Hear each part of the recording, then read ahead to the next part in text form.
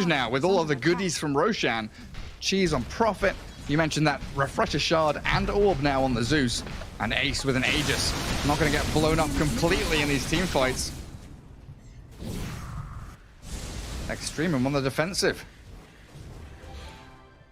We already talked about decision making from Extremum in the mid and late game. It's really not perfect. They had great opportunity to try and close out the game. They got to the mid. Down onto Insania. Insania, he's trying to run.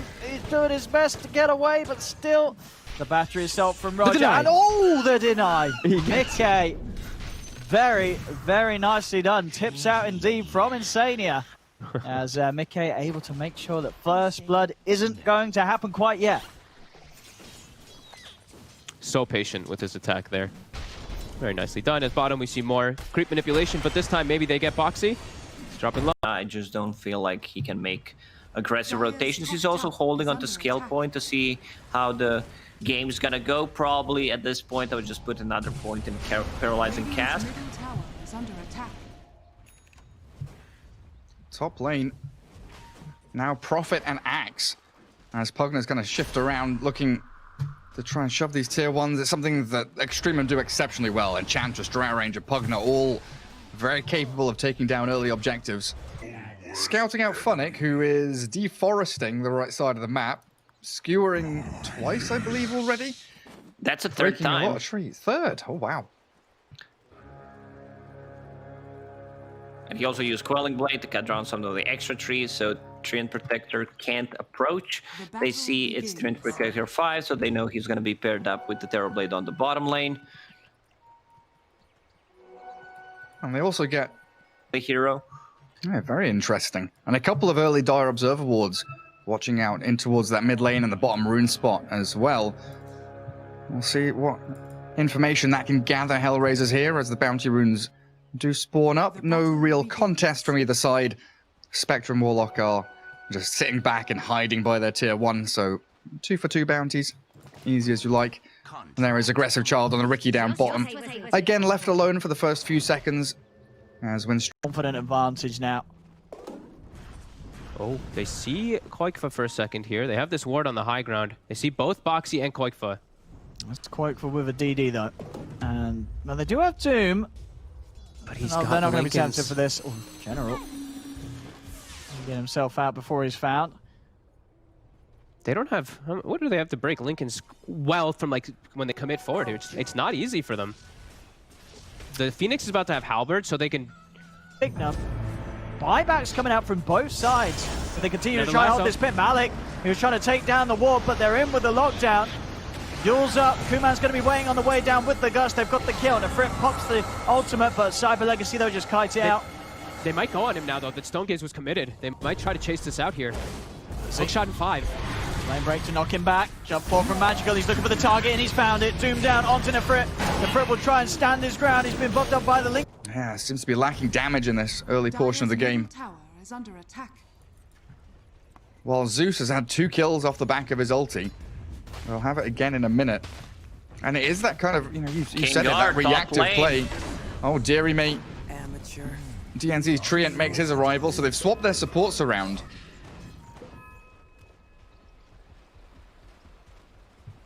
And look at these Dire wards, very focused on that top part of the map. This reason, but also because you split levels. I like this hero, especially if you're running it as like a core hero, is when he's mid, because you get this level 6 at 7 minutes, and you can easily, you go to any lane and it's a kill. The Snapfire ulti that early on is always going to be a kill. But now that it's going to be side lane, it's a little bit weaker in that. You get less levels, but he's versus Morphling, so it's a weak lane. I think that's what they're trying to at least have a pressure lane that can actually slow the Morphling down, because a Mars can't do as much as a Snapfire can up top with the Nurse Spirit. Absolutely. I mean, we'll see. Or maybe they're just... The Templar Assassin does come in, though. Trapped to slow him down. And Nyx, he could try a TP, but he's been stomped, stunned, controlled up for a long time. The Snowball to get away from the Stormhammer. And No Fear cannot keep that mega kill streak Sven alive. And Yamich getting a lot of gold there. Puts him 2/3 of the way towards Blink. Sven is super tanky, and I love the build that he's going for. Like, this has to be one of the fastest ACs. It was 18-minute AC. That's fine. Let's see where he does head into. Toby wants to get into mech, it looks like. Went for treads.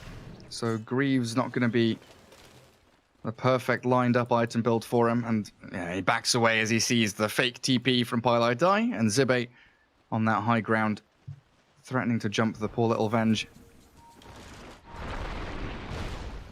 Zeus with 7,000 net worth right now. 4-staff Ether Lens is top lane where the actions happen. Multiple lanes breaching the ramps here of the Dire base. As Clockwork and Brewmaster are down bottom farming away. Nowhere near BKB on Brew. Lotus Orb is pretty close for Lil if he wants to skip out on buyback for it. You can feel the respect though. Windstrike, even with this massive net worth advantage, even with that third Roshan being taken into their hands. There's a Viper versus Spectre at all. He hasn't actually seen the Spectre except for that one situation top. Yellow Submarine just playing as foreign, dominating NIP because they have no way to actually take these fights. Era, he finally has the Blink Dagger, but damn, feels like a lot of damage has just been done. Him and Saberlight just unable to really do too much as the 3-4 in comparison. The 3-4 on the side of Yellow Submarine feels like they're just applying so much more pressure. And I feel like when you're playing this, you know, Viper versus Spectre, you want to be the ones applying the pressure, not the reverse. Wait, does Brood have the full Aghanim Scepter? That's oh a full my Axe, God. yep. 14,000 net worth. This is looking really bad for HR. Bottom and mid both coming in towards the tier 3s. Brewmaster has Blink. He's got a TP and level 2 Primal Split, but the fight is coming to your base. You are going to have to mount a defense at some point. And Spectre struggling to contend with the Broodmother down bottom. I can try to pretty guess much out what of they're mana. talking about right now.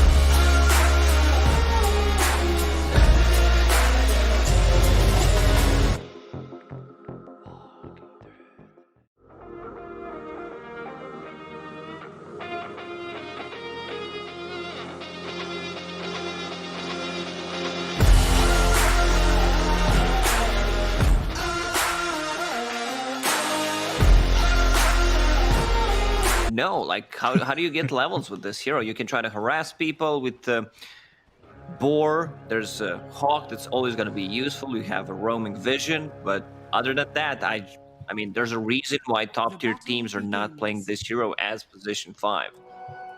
No, it's definitely an interesting one. We'll see where No Fear heads, because currently he's wandering around, probably heading up towards top. He'll have his Boars out. Might be able to defend the Sven. Made this hero. Yeah, it's definitely super powerful. Like you're saying, being able to reset the fight, setting up for TP rotations, which are super important in most recent patches, being able to bring your cores across the map where they're farming, in unusual places on the enemy side of the map, in the jungle, and you've got Chen to be able to drag them across the map as well. So you've got that macro maneuverability as well as these team fight setup abilities too. I do like Yamich with his happening because the lane's gonna push up, but he's gotten enough. This is already enough as a Pango. Oh, even lane setup like this is quite a bit more dominant than Cyber Legacies right now. Blizzy constantly have to be careful top. They're on top of him again this time. The Troll, the Fritz right in there, and that'll be enough for them to find the first blood Extremer. Yeah, this top lane definitely seeming to be the one out of all of them that's hurting the most. I mean, I guess that combined with the fact that down bottom, as you say, Aces Void and ET to actually kill him. We'll see if they can get it working for themselves, as that second Roshan of the game gives HellRaisers a second wind. 13-19, it's been pretty close so far, but the net worth lead in the hands of the Dire side. I think Lina, probably one of the primary reasons for this. 9,000 net worth on your position 4 with 4 staff, Yules, and Ghost Scepter. So she's going to be able to keep...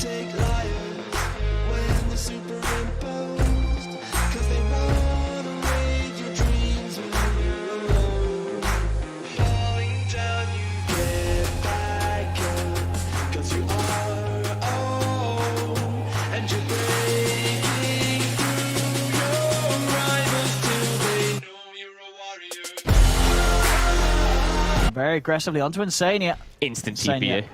That's Two set of Raxes, there it is. I mean, I know HellRaisers, I've seen them play, and I know when they're gonna GG out. Oh, Cataclysm, Sani's dead up top. Spectre has haunted in towards the mid lane, but GG has already been called. It's It is, and just try to kill him during the meta. But Tempo will try to do the same thing. Like, it's a lot of slow. Centaur already got the hoof stomp. Yeah, Nature's ground. Because it's just going to prevent him jump from... the Arc Warden. Yeah, because then otherwise he has too much freedom in the fights to just beat on everybody else. Dire are scanning. Has to just be simultaneous jumps from them. Because it's just, there's so many scary things. It's just this threat of the black hole is always going to be there still too. Tower is under attack.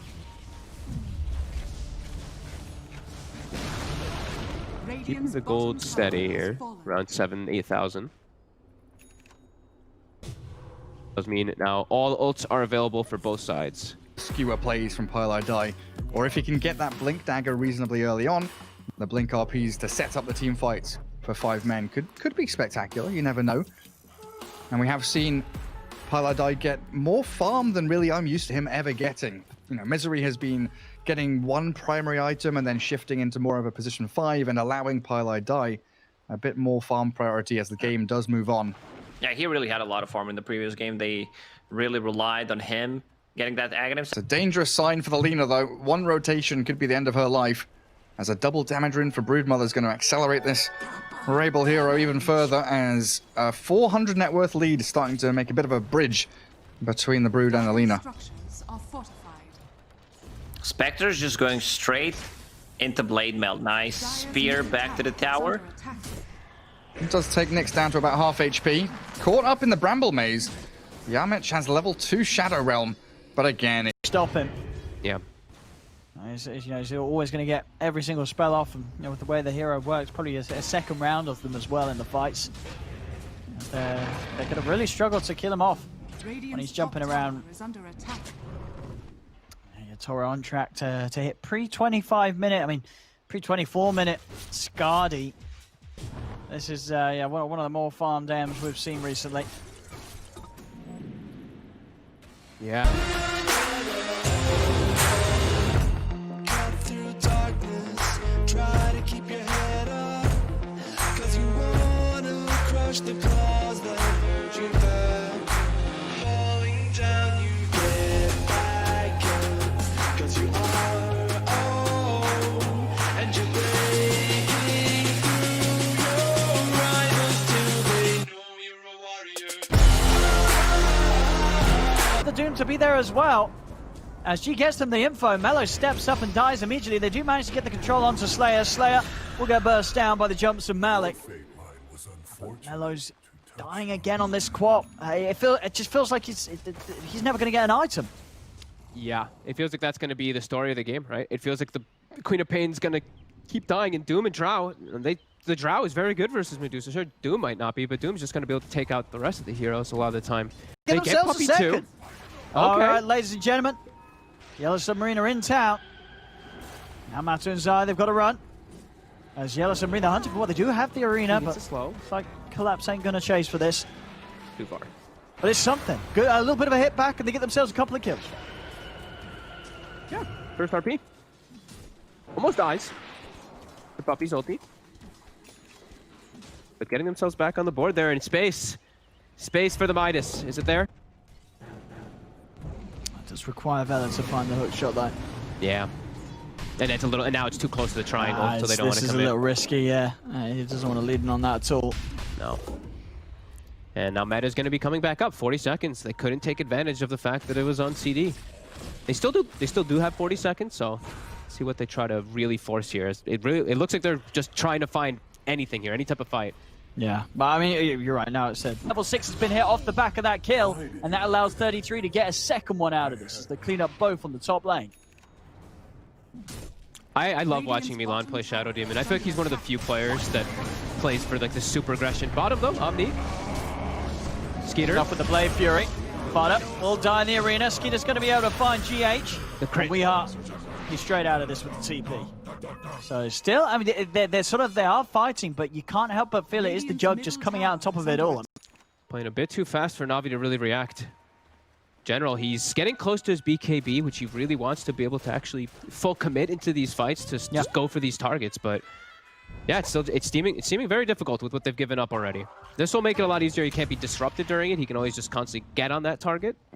So that could change things quite a lot when he does get this BKB.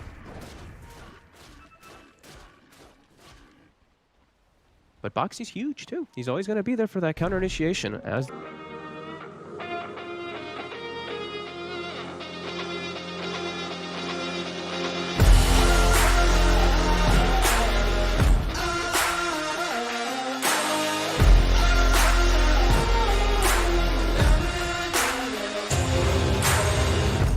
Walk through fire, try to keep your eyes closed, 'cause you wanna lie in silver for your own.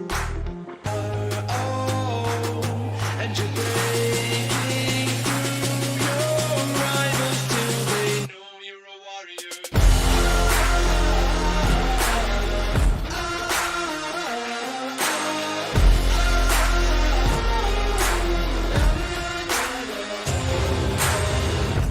Cut through darkness, try to keep your head up, 'cause you wanna crush Tower has fallen. As the Ancient, it's exposed. It's Liquid not even hitting it for now. Now they'll start to look to try and finish it off. Top tower is under They're trying. Is this Sprout right? The Sprout, it's stopping it. These Sprouts, he's just spamming it.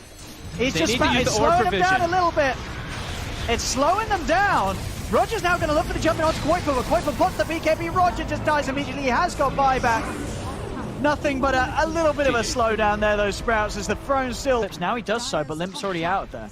Limp's moved away. They can't burst through the Underlord. As Limp will live and continue his road to what indeed is going to be an incredibly quick, probably around this 11-minute Rod of Atos. Yeah, and I feel like these heroes are going to provide so much distraction on the map. Like this S4 Mars, who's massive, this Underlord, who's massive. It's going to give Nico, baby, all the space in the world, just farm. That's all he really has to do in this game. He is tracked up, though, after the Shukuchi. We'll have to back away from the top lane from Saberlight.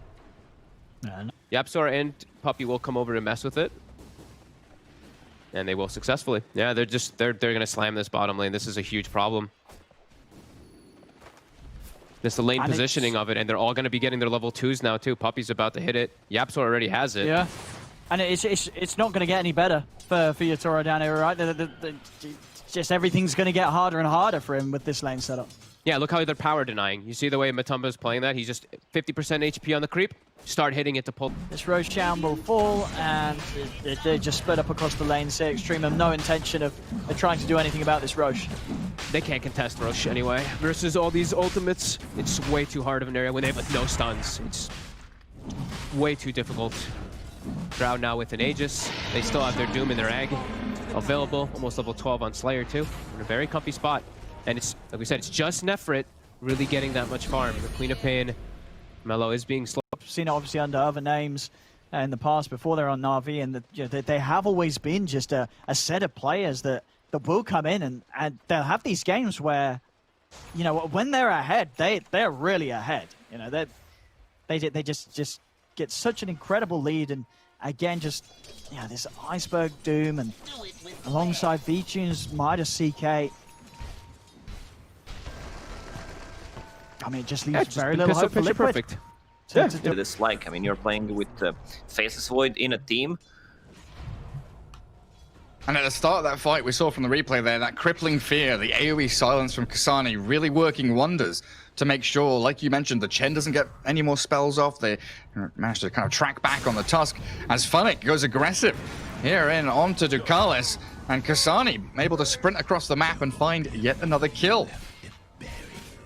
Okay, so Night Stalker's gonna... Single pair of... I'm actually clicking... Yeah, they don't have a single pair of Arcane Boots. So when these EMPs hit, you saw, like, S4, he's out of mana. He has to just walk away. They can't take these fights if they do get hit by these big ones. Yeah, that's going to be quite the problem. It is. Well, I mean, as you said, we're seeing it already. It's not an easy fight for them to get into once Topson finds the placement for that EMP. And now full S&Y. So the control that they had for mid one, it's going to start being a lot. Man, Shad. Dire's top tower has been denied. PA going for a pretty early build as well. We've seen a lot of Ace going, Battle Fury on several heroes. But Desolator straight up here. There's a mag on his team, so no need to go for it. Just get that raw damage. And I've seen some PAs. It's popular in Chinese scene, and Europeans also starting to copy it, I guess, where they get like Deso and an actual healer. I'm a big fan of 4 points in Fatal Bonds, 2 in the Shadow Word. I like 2-2-4. Upheaval is his best ability. Okie dokie. 84% max slow. Very powerful. And Roshan has opened up here for Windstrike. As HellRaisers don't really feel that they can accomplish anything without these primary items. So an Aegis for who, do you reckon? Is it the Ricky? Pops Battle Trance, and these two supports do nothing to Troll Warlord. Clockwork can't even kill his own cogs against poor Troll as the Whirling Axis comes out and you just can't even hit your own cog to get out of it. Dire's top tower is under attack. S4 now with the blink to get the plays going. This top tower will be alliances. Limp has the plate mail now finished up too, so he's going to go for any type of dispel to remove that Orchid. It's going to be Lotus coming off for him, and there's... On to Misha. Yeah, this anti-mage, it's... I mean, it does feel like game over when you just look at this AM right now. It feels like game over unless he throws the game. Yeah, they don't have what it takes to match him. No. I mean, AMs have thrown the games a lot in the past. Yeah. This is a very throwable hero. You can get incredibly farmed, you die without buyback, and then whoa, you lose the game. But these guys are professionals. I don't expect that